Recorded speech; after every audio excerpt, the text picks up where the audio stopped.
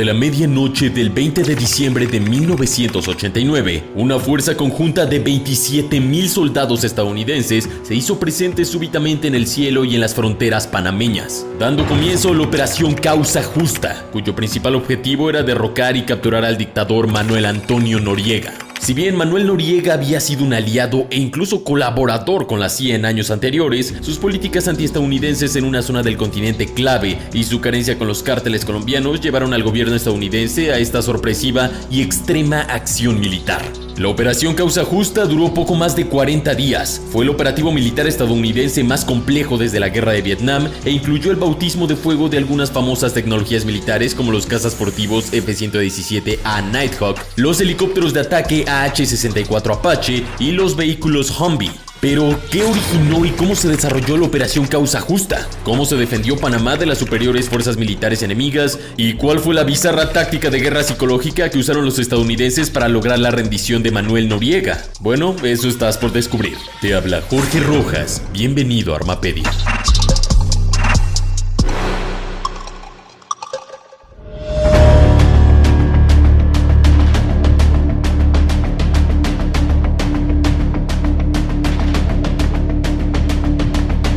El interés de Estados Unidos en Panamá es de larga data, y seremos claros, esto tiene todo que ver con la importancia estratégica que tiene el Canal de Panamá, un camino marino artificial de 82 kilómetros que atraviesa el país y conecta el Mar del Caribe con el Océano Pacífico. Construido en 1903, el Canal de Panamá ofrece ventajas económicas, comerciales, militares y políticas fundamentales en la zona, por lo que Estados Unidos siempre ha buscado mantener una relación cercana y estrecha con Panamá. Si bien esto fue así durante la primera parte del siglo XX, para los 60 el gobierno panameño comenzó a barajar la posibilidad de nacionalizar el canal, tal como lo había hecho Egipto con el canal de Suez en los 50, esto con el fin de reducir la influencia de Estados Unidos. La relación entre ambos países se volvió extremadamente volátil en consecuencia, y luego del golpe de estado de 1968, el general Omar Torrijos Herrera tomó el poder en el país centroamericano con la prioridad de recuperar el canal de Panamá definitivamente. Estados Unidos veía la necesidad de mantener la influencia en la zona y en Panamá, por lo que comenzó a trabajar confidencialmente con varias figuras políticas y militares de ese país. Entre estos destacaba un joven Manuel Antonio Noriega, un militar panameño que lentamente ascendía en la política nacional y ayudaba a Estados Unidos a frenar el expansionismo soviético en la zona. Esto gracias a que Noriega estuvo muchos años como G2 o jefe de la inteligencia militar panameña. La naturaleza y la extensión de la relación entre la CIA y Manuel Noriega sigue siendo cuestión de debate, aunque no hay duda de que el gobierno estadounidense usaba a Noriega para influenciar la política panameña y mantener este país económica y políticamente central bajo control. Incluso hay testimonios y documentos que sostienen que Manuel Noriega llegó a cobrar alrededor de $100,000 al año por su colaboración con Estados Unidos. De cualquier manera, en 1977, Omar Torrijos firmó con el entonces presidente estadounidense Jimmy Carter unos nuevos tratados sobre el Canal de Panamá. Estos acuerdos sellaban que el canal y su control sería totalmente del gobierno panameño antes del año 2000.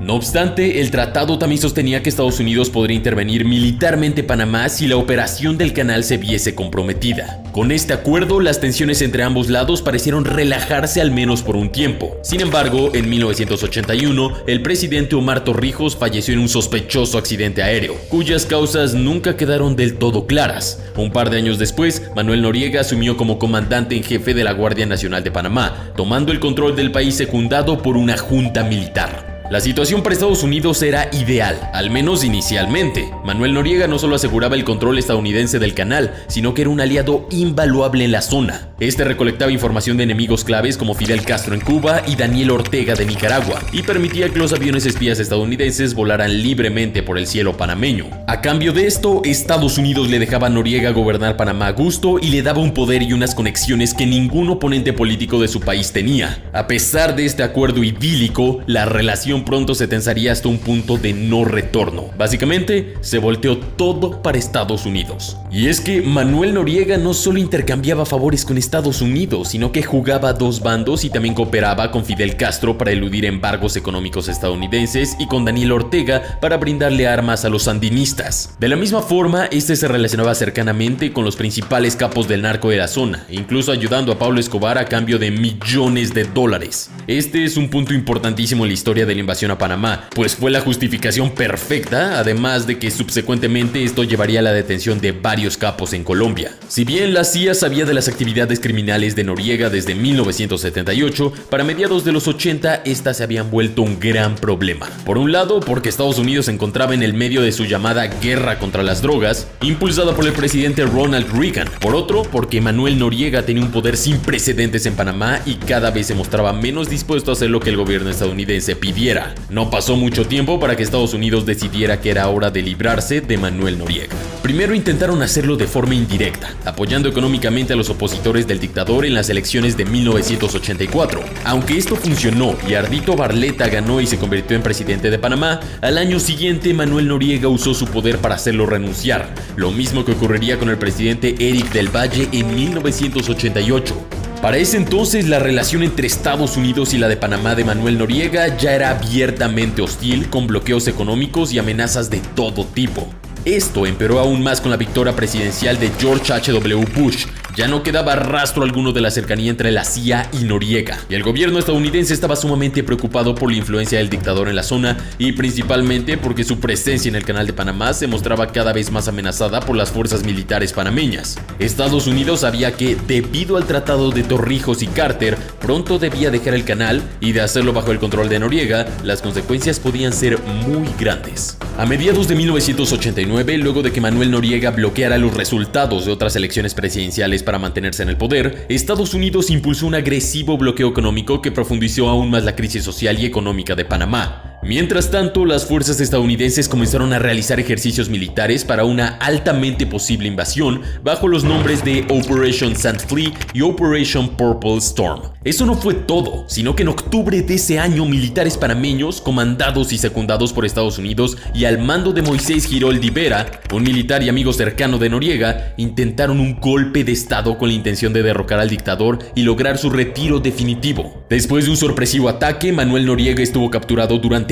horas en el cuartel central, mientras Giroldi intentaba convencerlo de dar un paso al costado pacíficamente. No obstante, el plan fracasó, dado que el helicóptero estadounidense no logró retirar al dictador a tiempo como había sido pactado. Eventualmente, Manuel Noriega fue liberado por sus hombres y los golpistas fueron apresados y posteriormente fusilados. Para finales de 1989, la tensión entre naciones finalmente explotó. Manuel Noriega pasó una resolución para declarar un estado de guerra existente con Estados Unidos. Si bien no declaró efectivamente la guerra, esta fue la gota que derramó el vaso y el gobierno de George Bush padre comenzó a ultimar los detalles de su operativo militar para derrocar al dictador panameño.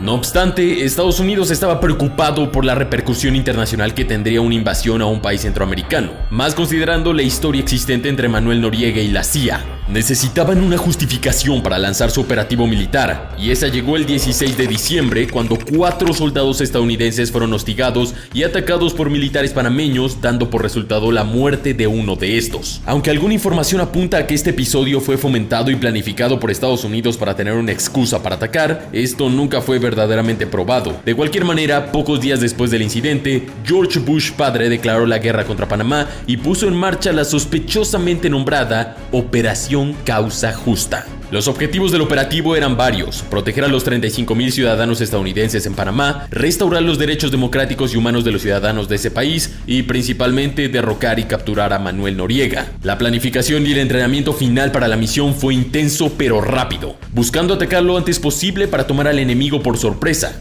En total, las fuerzas conjuntas estadounidenses estaban conformadas por alrededor de 27,000 hombres, además de más de 300 aeronaves militares y cientos de vehículos terrestres blindados y no blindados. La razón del tamaño de esta monstruosa fuerza militar era tomar control absoluto del país. Los generales estadounidenses querían evitar que facciones del ejército panameño huyeran a las montañas y comenzaran una guerra de guerrillas, pues sabemos que es el talón de Aquiles de los estadounidenses, Vietnam 2.0.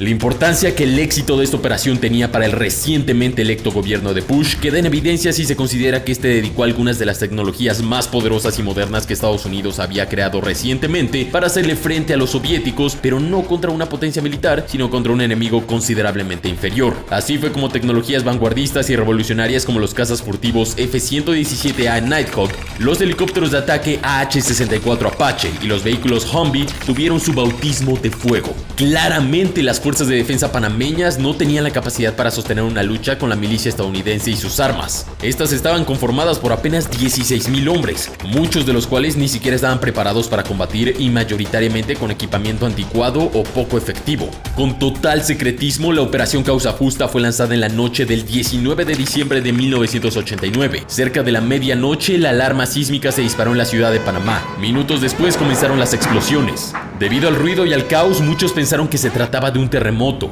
No obstante, la realidad era aún peor. Una avalancha de cazas estadounidenses tomaba el cielo por asalto y arrojaban bombas. Utilizaron artillería y aviación para bombardear las zonas más densamente pobladas de la capital, donde había una gran cantidad de población viviendo en caserones antiguos de madera, dijo el sociólogo y escritor panameño Guillermo Castro Herrera.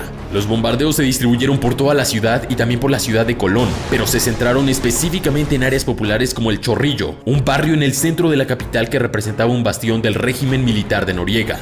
De un momento para otro, las calles de Panamá se convirtieron en zonas de guerra y el caos cundió en la ciudad. No obstante, esto era solo el principio de la Operación Causa Justa. Simultáneamente, con una precisión de alto nivel para frustrar cualquier reacción de las fuerzas panameñas, elementos del SEAL Team 4 capturaron el aeropuerto de Punta Paitilla y destruyeron los jets de Noriega con lanzacohetes AT-4, aunque sufrieron bajas en el proceso, mientras el SEAL Team 2 tomó por asalto su buque privado para evitar que el dictador lograra escapar de Panamá. Sin embargo, los principales objetivos de la invasión fueron los centros militares, puntualmente la comandancia, que era el cuartel general central del ejército panameño en lo que fue la operación militar más compleja de Estados Unidos desde la guerra de Vietnam. Allí se enfrentaron a miles y miles de soldados panameños, aunque se calcula que solo 4,000 estaban realmente listos para el combate. El sorpresivo y violento ataque estadounidense con vehículos blindados, aviones AC-130 y helicópteros de ataque Apache fue altamente efectivo, y el cuartel general panameño fue rodeado y efectivamente neutralizado en pocas horas. Casi al mismo tiempo, los Marines capturaron la base aérea de la fuerza enemiga. Poco a poco, los bastiones de una posible resistencia panameña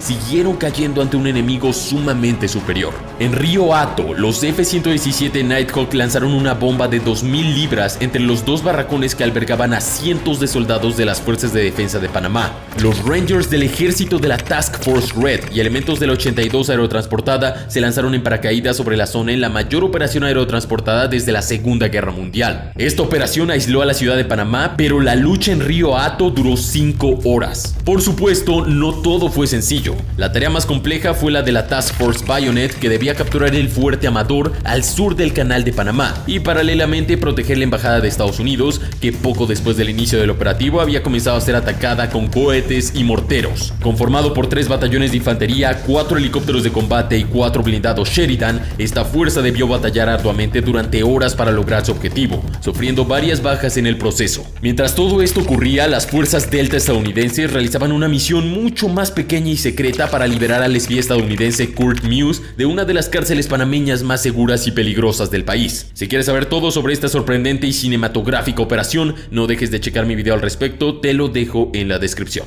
Recuerdo ver las tropas en las calles vestidas de camuflaje, con la cara pintada y ramas de árboles en los cascos. Uno tenía que tener bastante cuidado porque había retenes por toda la ciudad de Panamá. Afuera de la ciudad, en la zona del canal, los estadounidenses tenían una especie de campo de detención al aire libre, el más grande de Estados Unidos desde Vietnam, donde procesaban a los miembros de defensa de Panamá y valoraban si calificaban para ser integrantes del nuevo ejército que estaban formando, dijo el periodista Scott Wallace, quien se encontraba trabajando en Panamá en ese momento. La reacción internacional de la Operación Causa Justa fue predominantemente condenatoria. Varios países denunciaron que el acto de agresión estadounidense era una clara manifestación de su política intervencionista en América Latina, mientras la Asamblea General de las Naciones Unidas condenó la invasión como una flagrante violación del derecho internacional. Sin embargo, ya era demasiado tarde para volver atrás. Las fuerzas estadounidenses estaban cerca de conseguir lo propuesto. Si bien, luego de la primera noche de la invasión, Estados Unidos habría logrado capturar la gran mayoría de sus objetivos, el principal objetivo de la operación no había sido cumplido, ya que Manuel Noriega había logrado escapar. Durante 5 días, las fuerzas estadounidenses lo buscaron exhaustivamente sin éxito,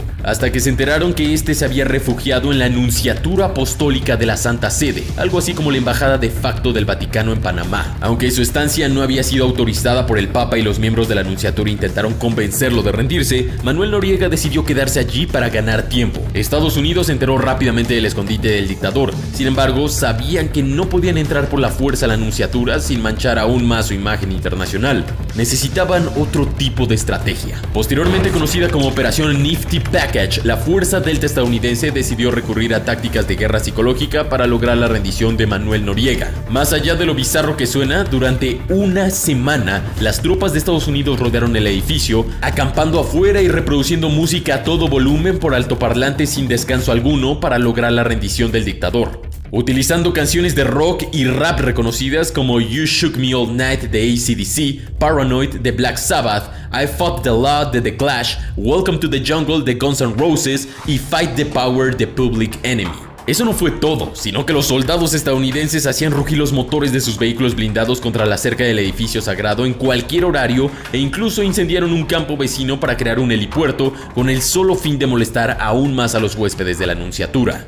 Estas estrategias de guerra psicológica fueron altamente criticadas e incluso la Santa Sede se quejó ante el presidente Bush, que debió ordenar que se detuviera la música a todo volumen luego de días de sonar incesantemente. Al mismo tiempo, muchos especialistas y militares estadounidenses se sintieron avergonzados por Operación Nifty Package. El asesor de seguridad nacional, Brent Scowcroft, llegó a afirmar que se trataba de un momento extremadamente bajo en la historia del ejército de los Estados Unidos. De cualquier manera, la estrategia estadounidense, sumada a la presión de la Nunciatura, finalmente consiguieron su cometido. El 3 de enero de 1990 la puerta del edificio se abrió y Manuel Noriega salió caminando para entregarse a los estadounidenses, sabiendo que solo estaba demorando lo inevitable. El monseñor Laboa dijo más tarde a la prensa que se sentía orgulloso al haber burlado a Noriega y convencerlo de que se entregara a los estadounidenses, señalando: soy mejor en psicología. Al llegar al aeropuerto, Manuel Noriega fue arrestado por la DEA por tráfico de drogas y llevado en un avión C-130 hacia Florida, Estados Unidos. Por miedo a cometer el mismo error que en el fallido golpe de estado de octubre, el dictador fue rápidamente extraditado para ser juzgado.